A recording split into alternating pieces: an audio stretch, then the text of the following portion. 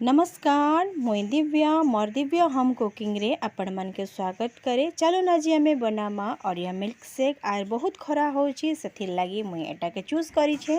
Are आपण माने मो रेसिपी देखुथिले आपण माने लाइक कमेंट सब्सक्राइब करबे आर बहुत मात्रा सब्सक्राइब करबे।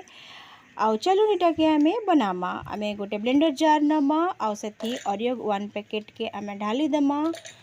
आउ ओरियो 1 पैकेट की डाली सारला परे सेथि आमे 2 स्पून सुगर के ऐड करमा और 2 स्पून सुगर ऐड करी सारला परे तार संगे गोटे कप रे आमे मेजर करी करी 1 कप मिल्क के हेतिर संगे आमे डाली दमा। और मिल्क डाली सारला परे आमे फ्लेवर रो लगी 2 स्पून क्रीम ऐड करमा और 2 स्पून क्रीम ऐड करी सारला परे आमे सेटा के बहुत बढ़िया भाबे काना करमा ब्लेंडिंग कर दमा। और सेटा ब्लेंडिंग है सारला परे आमे गोटे ग्लास रे चॉकलेट सिरप के आमे कटिंग करमा।